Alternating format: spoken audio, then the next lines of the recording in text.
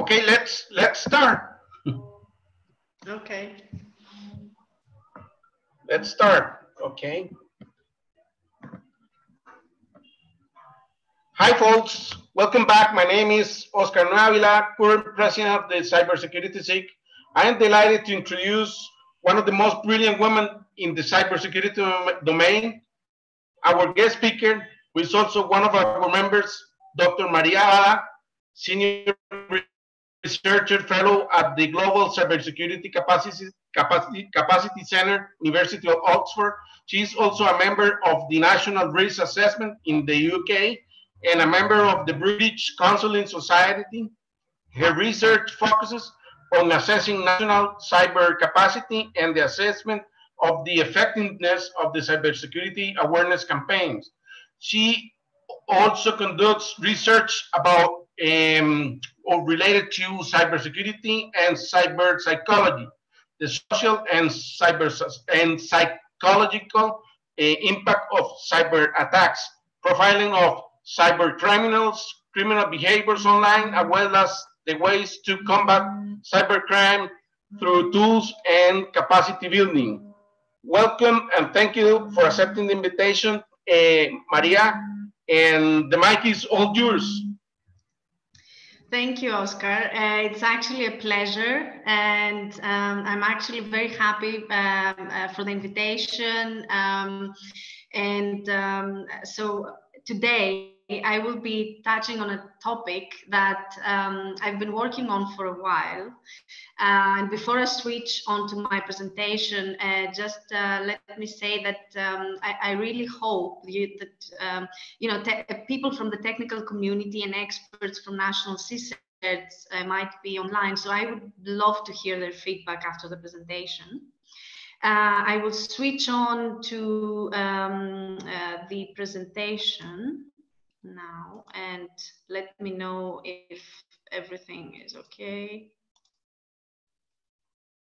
So you should be able to see the slides now, right? I think yes.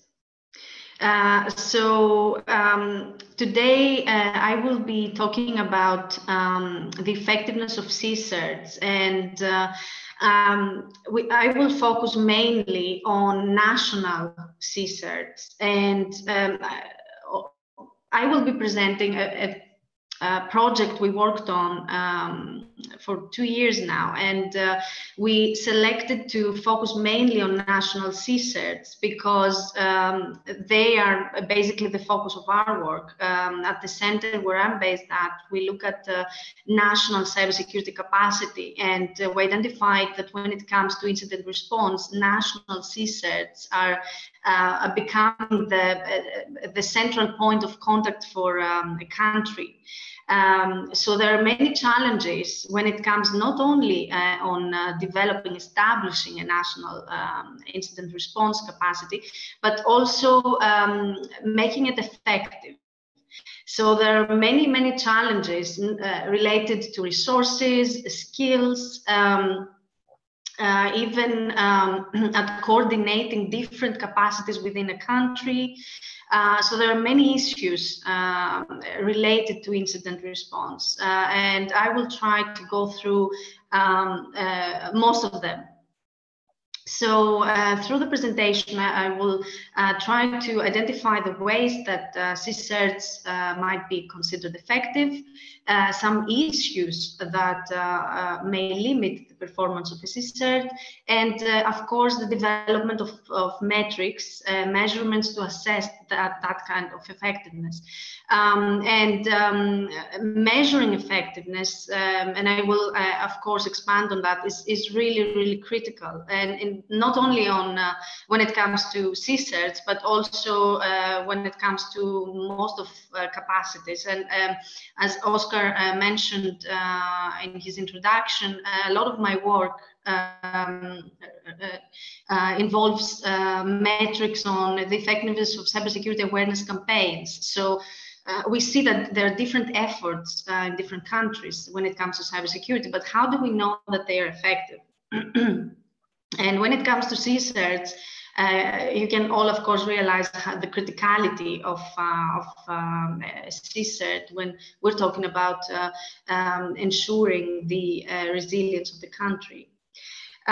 So let me start by a short introduction on what CSIRTs are and basically their main responsibilities. So computer security incident response teams are in charge of monitoring, warning, alerting, and carrying out recovery measures on security breaches.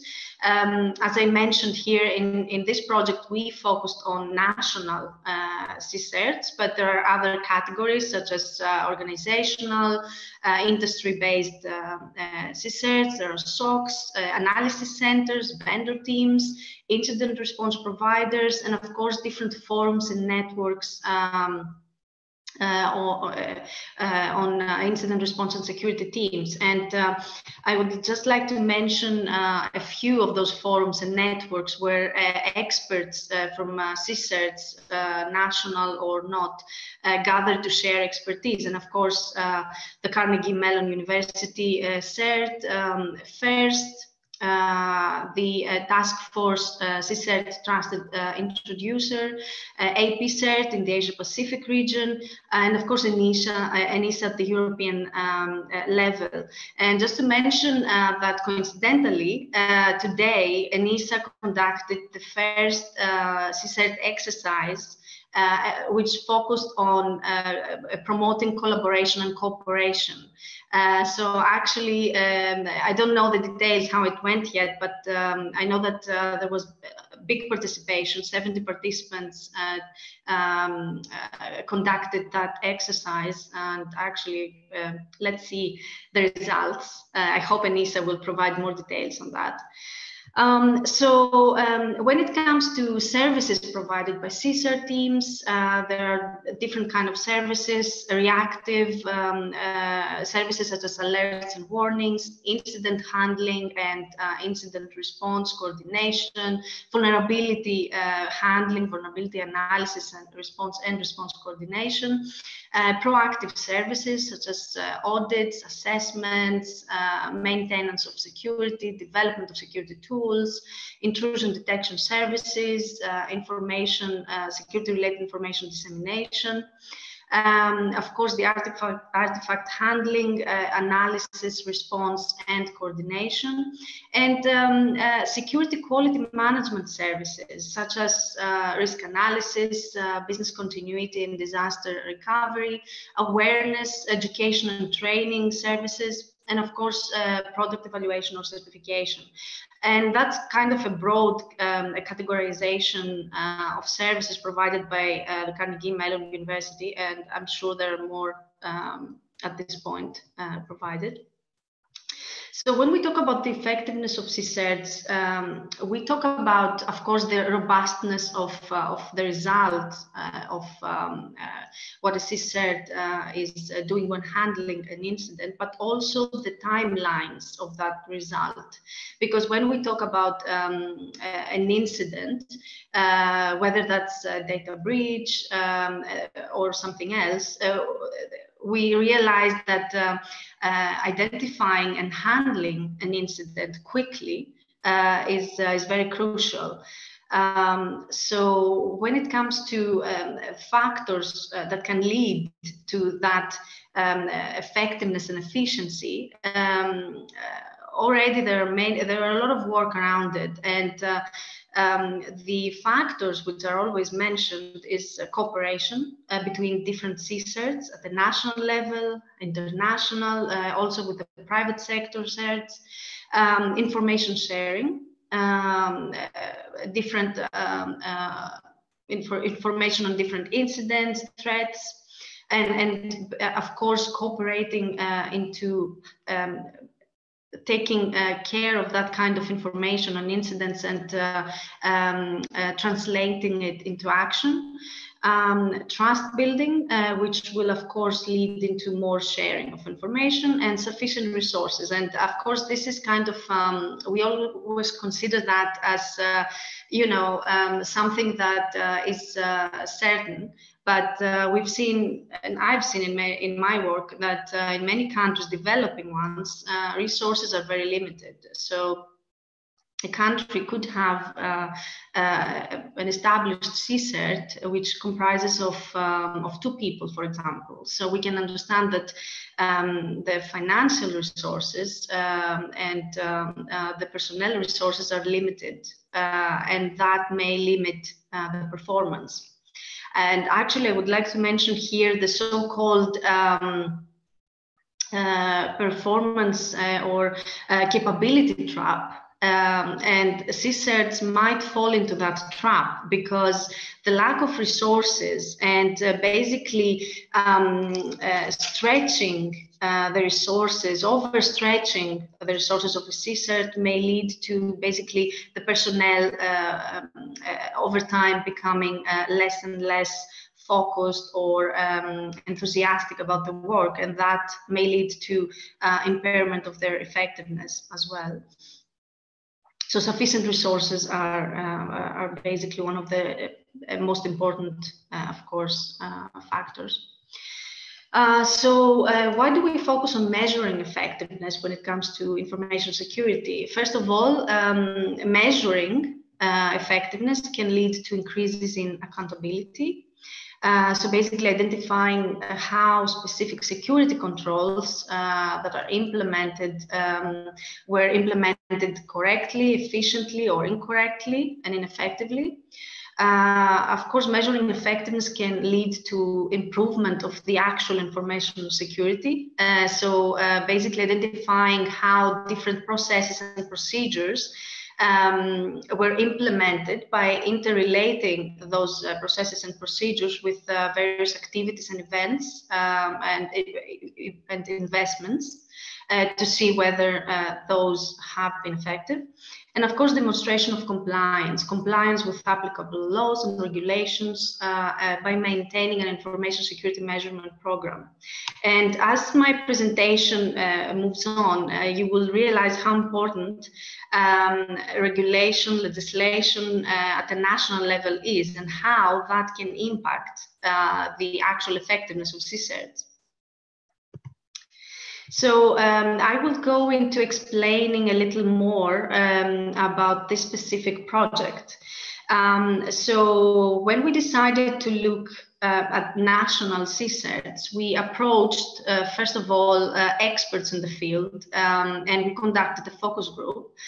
So 15 experts participated, and we kind of identified the issues that were crucial when it comes to effectiveness of CSERTs. Then we conducted an online survey where, as you can see, 46 participants from 27 national CSERTs participated, and we were actually very happy that we had participation from Europe, from Africa, South and North America, and Asia, and you can see the list of countries. And here actually is a better illustration of the participation. Unfortunately, we didn't have participation from Australia, for example, or Canada. But as you can see, we covered most of continents, at least, focusing, of course, mostly in Europe. And also we conducted interviews with experts working at national CSERTs. So all those 3 steps led us into the conclusions that I will be mentioning later on. So the main questions that we had to investigate in the focus group, the survey, through the survey and through the interviews, were basically related to the different capabilities of the CSERT, the training that the employees were receiving, the different metrics they used to measure their effectiveness, different policies and procedures, issues related to trust, and also the organizational culture and how those might impact effectiveness. the different types of incidents that the CSIRT is actually handling, issues related to information sharing and the different factors that might influence or restrict information sharing, and of course issues related to cooperation with different CSIRTs, but also cooperation within the CSIRT. So let me go into the results. As you can see, the majority of participants worked for national CSIRTs, almost half, and the second majority for organizational CSIRTs and incident response providers. And here, let me mention something that I didn't clarify, that participants were allowed to participate in the survey only if they worked currently for a national CSIRT, or they have worked previously or at some point for a national CSIRT, even if at the moment they work for example, for an organizational CSIRT. So this is why you can see here that we have different types of CSIRTs. So less people worked at analysis centers, vendor teams, and other different teams. So we asked also about the different types of services that the CSIRT provided. And I think that this is actually really interesting to see. According to this graph here, you can see that the majority of services provided are related to incident handling, alerts and warnings. So basically a kind of reactive services, as well as vulnerability handling, security audits, assessments, intrusion detection services. But moving upwards, you can see that a high percentage of the services provided are also related to education, training, and awareness, which was actually a surprise for us. Because we thought that by that point that national CSIRTs focus on technical issues and vulnerability, incident handling, rather than providing training. However, and this is actually one of the findings that we've seen through our work in different countries, CSIRTs are becoming the central point of a country, and CSIRTs are kind of expected to, apart from being the incident response capability in the country, to also coordinate different capacities in the country and be responsible for promoting awareness when it comes to safety online, or coordinating different capacities such as a hotline or different services that law enforcement provide, for example. So CSIRTs are becoming more and more the central point of a country when it comes to incident response, which makes sense. But I just wanted to mention that in many countries, there isn't just a national CSIRT. We have seen that there might be a government CSIRT, there might be an academic CSIRT. So there are different capabilities. And national CSIRTs were not necessarily the central point of contact for every country. However, this is becoming the best practice. The national CSIRT should coordinate all different incident response capabilities in the country and becoming the central point of contact. So we actually asked, and that's a very sensitive topic, we have identified that when asking experts to provide a definition of what an incident is, different experts provided different terms, different definitions. And you can see here a small selection of words used, but we had 33 different definitions of what an incident is.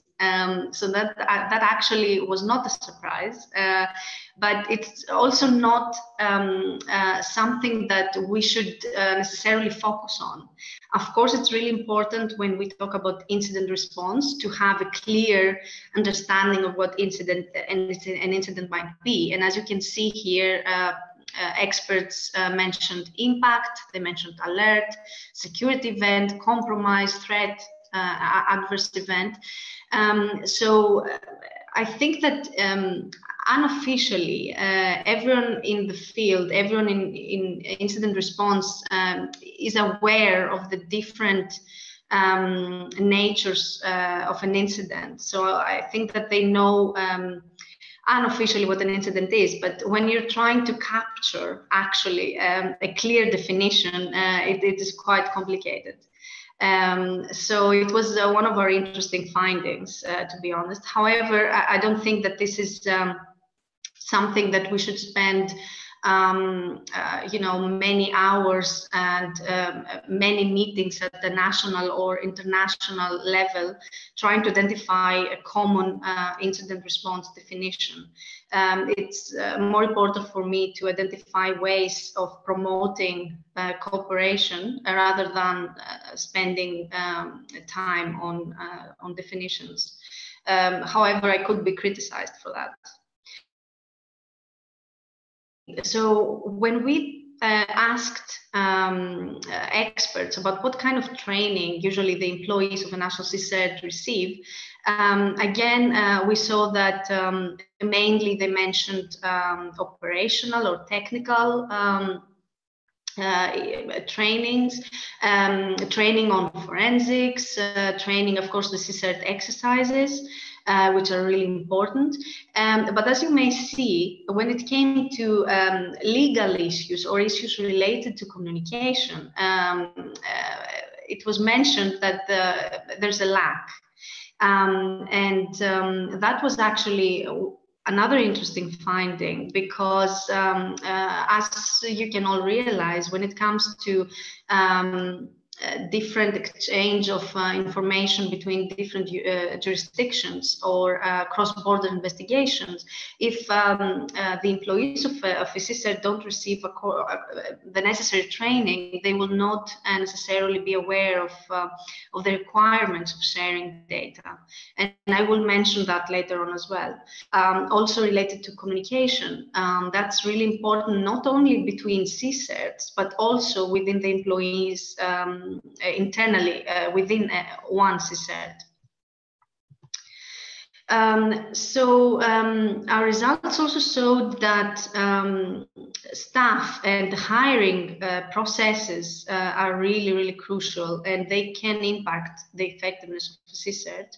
Of course, those hiring practices might differ depending actually to industry and by other circumstances. So they're not standardized for all national CSIRTs. That's another challenge as well. Here, of course, I can add that, as I mentioned before, for many national CSIRTs and many countries, actually, the challenge is to identify expertise in the country, and basically expertise that will be willing to work for a national CSIRT. And let me say that in many countries, this is actually a challenge. Not only because there might not be the necessary expertise in the country, but because that expertise might actually looking for maybe a short-term position, and later on they might move on to the private sector. So taking on the skills from the work at the national CSIRT, but then moving on to the private sector, that's one of the biggest challenges. How do you manage to maintain, and as I say to the next point, maintaining the employees, but also maintaining enthusiastic and cooperative staff within the national CSIRT. And that is really, really crucial for a CSIRT to be successful. I also have in this slide the issue of disclosure of data, and actually it was mentioned within the cultural aspects and how lack of a predefined public relations and analyst relations plan or a multidisciplinary insider threat management program might affect how the CSIRT will communicate possible data loss or some kind of incident that they would have to disclose. And that will not only impact the inside the culture of the organization, but also the posture of the reputation of the CSIRT. Another issue we have identified as crucial, and as I was mentioning that before, is policy and legislation. Experts mentioned that the effectiveness of CSIRTs might be impaired because of differing objectives between CSIRTs and law enforcement agencies. And I have an example here. So, for example, the CSIRT experts would have as their main objective to respond to a security incident. However, law enforcement agencies would need to shut down the system to preserve the evidence. So that would mean that basically handling that incident might be delayed or might not even be accomplished. So as a report from ENISA indicates, CSIRT competence can be affected by national laws and its own status or operating rules, depending on the legal basis underlying its formation. So we can realize how legislation, different regulation and policy within each country can affect actually the effectiveness of incident response. And let me say that now, at this point, where especially in Europe, many countries are in the crucial point of implementing the data protection regulation, the GDPR. When it comes to data sharing, data how you treat data, it's really important to have a common understanding, and not only between necessarily the European countries who have to follow that regulation, but also communicating those requirements at an international level. So employees outside of national CSIRTs outside of Europe would have to now establish a new ground for sharing information. And of course, training is really important to accomplish that. So when it comes to cooperation, our participants indicated that cooperation at the national level is higher and going down when it comes to cooperation between different EU member states, and less at an international level. So we can still see that when it comes to the cooperation and sharing of information, we saw that employees and experts tend to trust more the internal or the national experts rather than sharing that kind of information, cooperating at an international level.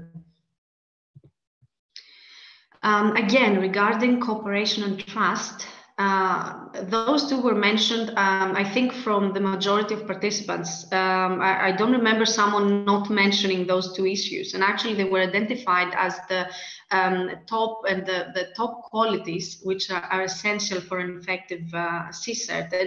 And let me go deeper into that.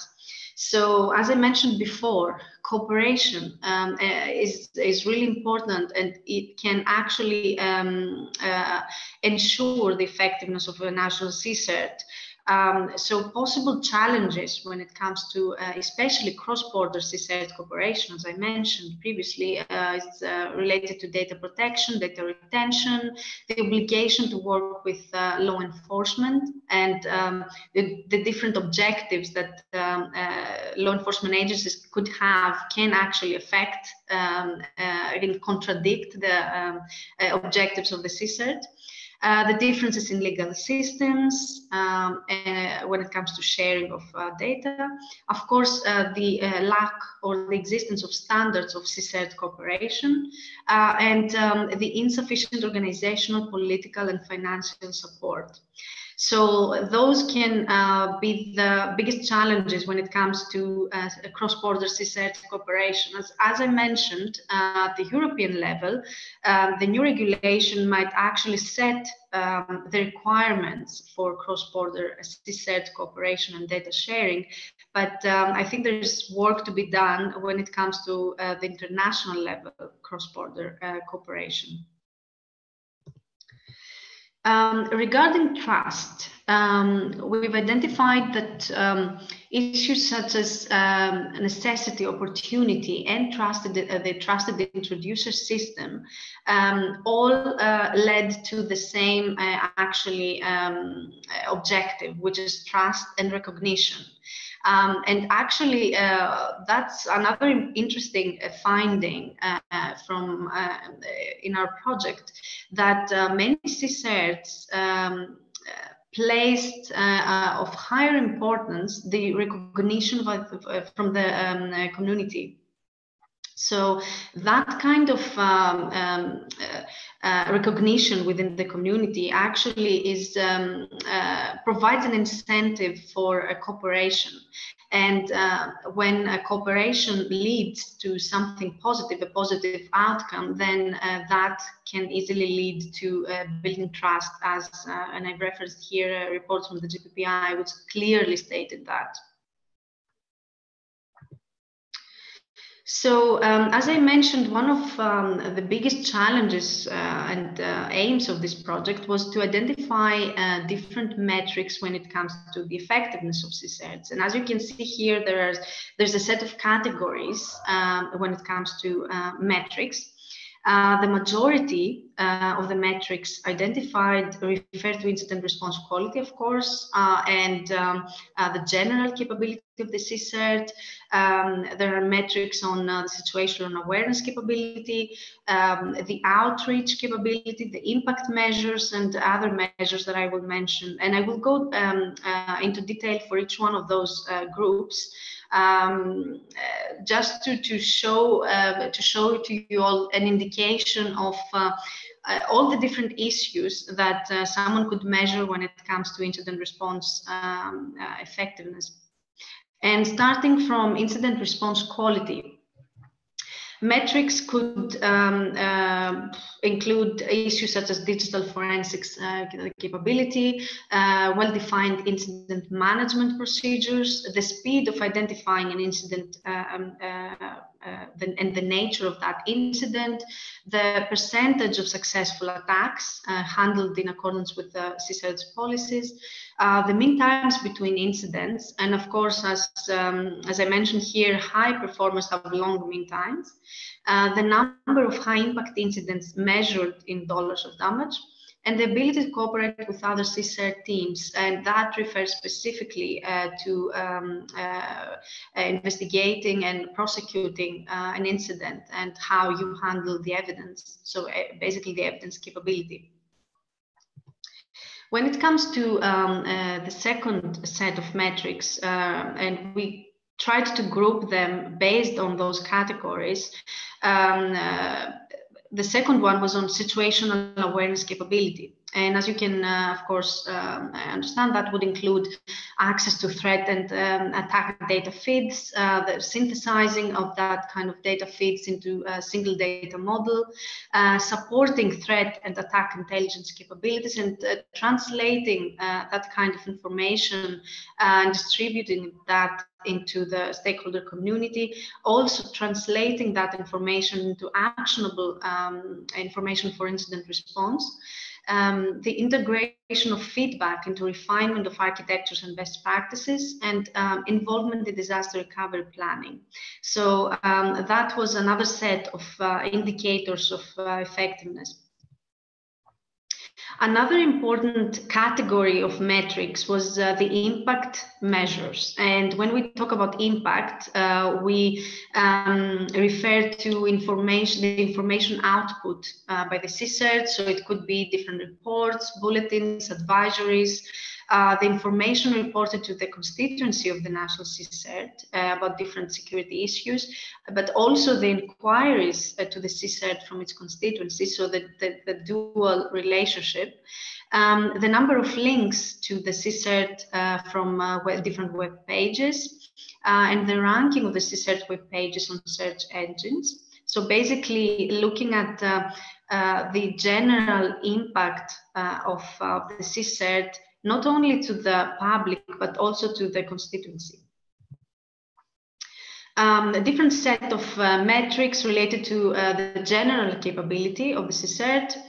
such as the existence of enough funding, which is crucial for many developing countries, the existence or possible access to specialized legal and legal experts and the personal relationships among staff members, the security posture of the organization. And as I mentioned before, that was of big importance for many of the experts who were interviewed or who completed our survey. So that shows that when it comes to the effectiveness of a national level CSIRT, it doesn't only include the technical skills, the expertise when it comes to handling incidents or the forensics capability of a national CSIRT. It actually, the security posture of the organization relates a lot to the personal relationships and how, for example, we've had experts mentioning that they informally collaborate with other CSIRTs and they help out because, for example, a developing country, as I mentioned, might have 2 employees as their staff, so they need support from more experienced CSIRTs, and that unofficial cooperation exists, and I would say that it is one of the most successful mechanisms which is developed between national CSIRTs at this point. So the security posture relates a lot to that as well, the personal, unofficial, not necessarily official communication mechanism. The outreach mission that relates to the promotion of stakeholder awareness, the training and specialized technical aspects. And lastly, the category of other measures relate to, as mentioned before, the collaboration with law enforcement agencies, the capacity building programs, public-private partnerships, pre-established channels of communication prior to actual incident responses. So there, as I mentioned, different issues. Apart from the technical expertise, there are so many other challenges that a CSIRT has to fulfill in order to be presented as effective in the general community. So in order to summarize the common factors being described as important while evaluating the most effective national CSIRTs, and actually we did ask that question, what makes a CSIRT most effective? And we actually asked for examples. Name a national CSIRT that you think is the most effective ones. And although I'm not sharing those details here in this presentation, we had very, very interesting findings when it came to that, mentioning their opinion about which specific national CSIRT is effective and why. So the factors mentioned mainly were related to sharing of information, international cooperation, the technical skills of the staff, of course, good interaction with the constituency, good execution of services, successfully operating outreach and education campaigns, providing continuous assistance when requested by other CSIRTs. That's something that unofficially has been established. And respected by the community. And I think I touched on those last two factors previously. So just to provide a short description on the main qualities of CSIRTs based on our findings. First of all, human capacity, defined mission and services, government support, including funding, of course, ethical personnel. So how also can you identify or ensure that you will not face insider threat cases? That's also a big issue. Awareness raising, mutual trust and strong cooperation among stakeholders at the national and international level, sharing of information and best practices. Also continuous training and mentoring, facilitating communication and collaboration between different constituencies and different CSERTs at the regional and international level. Good legal frameworks, and when I say good legal frameworks, I mean frameworks that will not actually impair the effectiveness of a CSERT. Privacy measures when communicating with third parties, automation of tools and data collection and analysis, exercises and testing of CSERT processes, and exercises involve exercises at the national level with different stakeholders involved in the same table, such as CNI stakeholders, for example, but also exercises between different national CSERTs. Focus on data fusion and situational awareness, collaboration with law enforcement agencies, the capacity building programs, the involvement of CSERTs, public-private partnerships, career tracks for all staff members, and that is another issue which is related to the organizational culture and basically how to ensure the staff remaining in the CSERT and basically remaining enthusiastic. And an expert who works for a national CSERT should have a clear vision of where his career is going and the clear path of his career. Also, establishment of national, regional, and international centers for coordinated response in real time, and pre-established channels of communication prior to actual incident responses. So as you can see, many of those qualities refer to collaboration, information sharing, cooperation, partnerships. There's a lot. Of course, the technical aspects are crucial. You cannot claim to have efficient incident response without the necessary skills. But as you can see, there are crucial issues such as cooperation that are being referred to as top quality for CSERT. The suggested steps to ensure, as I mentioned, all the top qualities, and that's actually a small selection of those steps, are improving of awareness of CSERTs in target audience, improvement of the flow of vulnerability information to CSERTs, improving the use of information provided by the CSERT, improving trust, of course, to ensure that as much as information is shared as possible, better enforcement of existing legislation, and the existing of enough resources. And I keep putting that last factor in all the time because it's really crucial. So as I mentioned, to finalize, awareness and education, improving the awareness of CSERTs for different issues is crucial. Better communication and cooperation between different CSERTs is also a top quality and very crucial factor for the effectiveness of CSERT. Trust building, of course, can lead to not only more information provided and sharing, but also action on that kind of information from different CSERTs. And as I mentioned, the legal frameworks and establishing collaboration with law enforcement in different capacities in the country is important, and not only for sharing that information on the different incidents in the country, but also acting on it in a more cooperative way, bringing all the stakeholders together. So at this point, actually, I finished my presentation. So I'm happy to take questions and basically comments on my presentation. Thank you, Maria, for your presentation. And well, we are going to open the Q&A session for the participants to pose questions. So I will be the first, actually.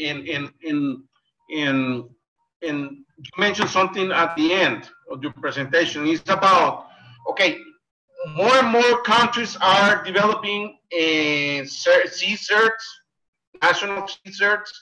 However, the the information sharing culture is not well developed right now. So, and you mentioned something at the end. So how can we build trust from the bottom to the top and be successful? Yeah.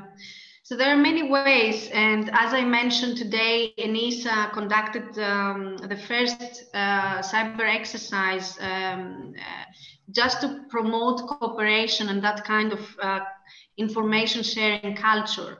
And I think that one of the best ways is getting together and building relationships. And so basically, since we're not very good at following necessary requirements, I'm sure that all employees at the National CSIRT, they are aware of the requirements, the processes, the procedures, but when it actually comes to the implementation of those procedures, things are not always as they should be. So I think that following informal mechanisms of cooperation, yes, that's perfect. But the informal mechanisms, the relationship building actually facilitates more that kind of trust building and that kind of, the relationship. So I think that awareness at top level, CEO level as well, understanding how important it is when there is an incident to share that, and when you don't have the capacity, ask for assistance from someone who has the capacity and the knowledge. So there are so many issues, but I strongly believe, and I have seen that getting together in a table, sharing knowledge, sharing information is number one, I think. Okay. We have one of our members from Morocco, Cherkoui. Sorry if I pronounce it wrong. And his question is, how can we proceed to create a national CSIRT? It's like the basic steps, the first steps to get there, to get CSIRT up and running. So I can imagine that, so the question basically refers to the fact that a country that doesn't have a national CSIRT capacity, right? And they are establishing it now. So first is, and that's a challenge for many countries, who will be the constituency? Who will have the mandate to actually develop the CSIRT? Who will have the responsibility to do the recruitment? Who will provide the funding? So I think that once the necessity and the buy-in from actually the minister or someone in the high level has the buy-in, then the processes are very clear. And there are actually international organizations such as the Organization of American States, the World Bank. There are many different, the ITU, the different organizations that can assist countries that don't have the knowledge or the expertise to work towards the development of a national CSIRT to actually assist. So I think a country can actually request assistance in that. Okay, great. Thank you. We have another question from Karen Mulberry, and it says, do you think that the exchange of information between CSIRT should be limited to only exchanges between governments, or it should be information exchange and CSIRT be comprised of government and industry? So yeah, I think definitely the second part, definitely information exchange between governments and private sector. And I would say bring in the finance sector as well. So I would say that only if all related stakeholders from CNI, from industry, from government, when they share information and related to vulnerabilities or incidents they faced, then you can ensure the actual resilience of a country. Because and in my experience, I've seen, and I've done many interviews in many countries related to those issues. I've seen that, for example, in the finance sector, due to reputation harm fears, incidents are not reported, are not disclosed. So how can, even if there is a national CSIRT capacity, how can they work towards, handling that incident or vulnerability if they don't know about it? So definitely, I would encourage efforts such as the CISP. The UK CISP, there's an online platform, a trusted platform where everyone is openly and trusted sharing information. That works very well in the UK, and I think that many countries now are following the same example. So definitely, my answer to Karen is definitely all stakeholders should share details. Okay. Yes, this is not a government issue. It involves everybody. So that's the foundation of your position, right? So and also we have another question from Maria. From Gabriela. I guess how common are the private CSIRTs? So basically, I would say that they are for big corporations, and they are less in smaller industries, and they would take the nature of a SOC rather than a CSIRT. Okay, perfect. And this is something that I have in mind, is people or governments or private sector think that creating a CSIRT is very costly, and it needs like a top level staff. And talking with my folks in Uruguay 2-3 months ago, they said that they started very basic. They just needed to do something. So maybe you can explain, how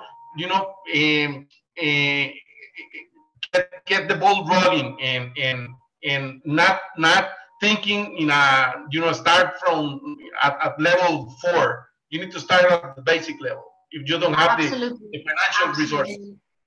Absolutely, and especially for developing countries, you can't expect to have the resources to have 50 employees right away or something like that. So you have to start small, but it is really important, even with 2 or 5 employees, to have a national incident response capacity that is the central point, and different capacities within the same country can report to that one. And that one can act mainly, even if they don't have the capacity to handle all incidents, they would act as the coordinating body. So we shouldn't think that the national CSIRT has, would necessarily have the capacity to handle all incidents that are coming in at the national level. Most of the times, the case is that they coordinate existing capacities, and it could be defense CSIRT that will collaborate with the national CSIRT, or law enforcement capabilities that will collaborate with that national CSIRT. So we shouldn't really think that the national CSIRT will handle everything. You have to start small, definitely. Okay, perfect. I don't know if someone else has any other questions. Oh, Alejandro Pisanti. Hey, Alejandro, how are you? Okay. Okay, it says, please convey the following question. The Organization of American States pay little attention to bottom-up established CSIRT and CERT in Latin America, which started in universities or academic networks, whereas NISA gives them a more serious role in national cybersecurity strategies. How could this situation change? Yeah. So as I mentioned earlier, there could be different capacities within a country, and I think that's what basically that question refers to. I mentioned GovCert, I mentioned the academic CERT, the defense CERT, and of course the national CERT. I'm not aware, you know, that the difference between the OES prioritization and the NISA prioritization, but definitely bringing all those capacities together is really important. How to change this situation? I'm not really sure how, but I can definitely say that maybe a way is stressing that, for example, the academic CSERT could have more capacity or more experience than the newly developed national CERT. So they definitely can assist the national CSERT. So previous experience and you know, existing capacity in different CSERTs within a country can maybe change that situation. However, I've seen in my experience that in some countries, for example, the academic CSERTs have tried to kind of act as the central point of contact rather than the national CSERT, and it didn't work. So I think that putting all those capacities within the central point of contact that would be the national CSERT is a better way. But yes, how? That I really cannot answer. Okay, great. And we don't have any other question, but I have one. I have one. And for developing countries, what are the bigger challenges at the time of creating a CSERT? Bigger challenges, resources, clear mandate, because due to limited resources, we've seen that in developing countries, different departments, for example, of the government have different portfolios, and they split the funding when it comes to cybersecurity. So basically having clear lines of who will develop the CSERT and who will be responsible for that and funding it, I think is one of the challenges that developing countries face, apart from the main issue, which are resources. And maybe when I say resources, I don't mean only financial, but also skills and expertise in the country as well. Okay. I don't know if someone else has any other questions, so we can post it. I don't know if you wanna give us, I don't know, some closing remarks to finalize the webinar, Maria. Yes, just to thank you all for your questions, for attending the webinar, for inviting me. Thank you so much. Just to mention that our work related to CSERTs didn't really end. So we're now focusing on the organizational culture of CSERTs and how, you know, a culture, and again, when we say culture, we cooperation, sharing of information, trust, can actually be enhanced. So there will be more work related to this topic coming up. Okay, Maria, another something that I consider really important is maybe you can explain a little bit of what you do at the center, and so people can go to the website and check your papers and researches and some everything that you are doing to make bigger this, or all the efforts that you are doing on this domain. Sure. So basically, I'm placed at the Global Cybersecurity Capacity Center, which is based in Oxford, at Oxford University. We collaborate with the Organization of American States, with the World Bank, with the ITU, the CTO, international organizations, and we're working towards assessing and developing national cybersecurity capacity. And through my presentation, I was explaining, you know, through my experience in many developing countries. So a lot of my work involves traveling in different parts of the world and assessing national level cybersecurity capacity. And of course, incident response is one of the main topics that we look at. So the center has developed the capability maturity model that you can find online on our website. Apart from that, topics such as awareness raising, the profiling of cyber criminals, issues related to cybercrime and the cybercrime ecosystem. So these are all topics that I'm interested in and I'm doing research on. But I would say that the main topic of our work is assessing national cybersecurity capacity and promoting capacity building in different countries. So I would be happy. I don't know if you will have my information available, but if you have any questions or I can assist some of the participants, please feel free to contact me or Oscar. Okay, great. Actually, we have actually pending that one, the security maturity model, where to be this one. Great, that would be a great topic. And no, Maria. Yeah, thank you so much. And actually, I'm honored to have you here today, and thank you for accepting the invitation. Thank you so much once again. I really enjoyed it. Thank you. It was my pleasure. Thank you. Okay, great. Thank you guys for joining us.